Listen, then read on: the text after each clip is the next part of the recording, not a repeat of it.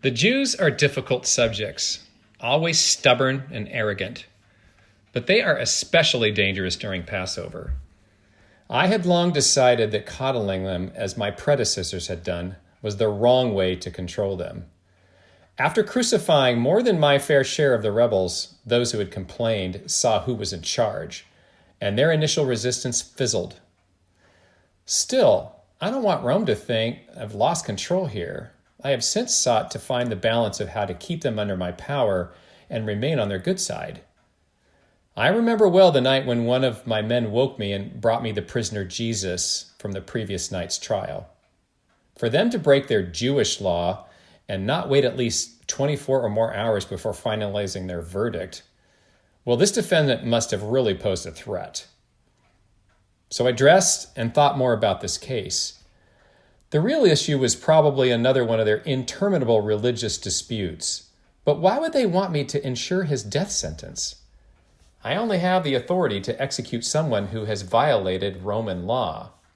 If their case was to be indeed based on a religious dispute, I would gladly have dismissed it.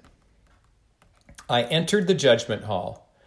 The meeting began ironically with these religious zealots refusing to enter our Roman courtroom, claiming that to do so would make them ritually unclean before their God. How irritating. I shook my head at their hypocrisy. They were illegally rushing this trial to a death sentence, yet still insistent on keeping their Jewish purity laws so they could eat tomorrow's Passover dinner with a clear conscience. The Jewish leaders arrived first at our neutral meeting place. Seats had been arranged for us at what they must have deemed a sanitary distance across the room. I looked at the defendant and compared his serene face to the many and frenzied accusations. None of their stated charges matched what appeared to me just a harmless rural preacher.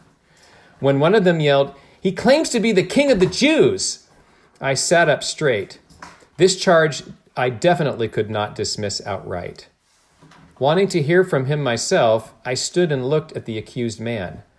"So you are the king of the Jews?"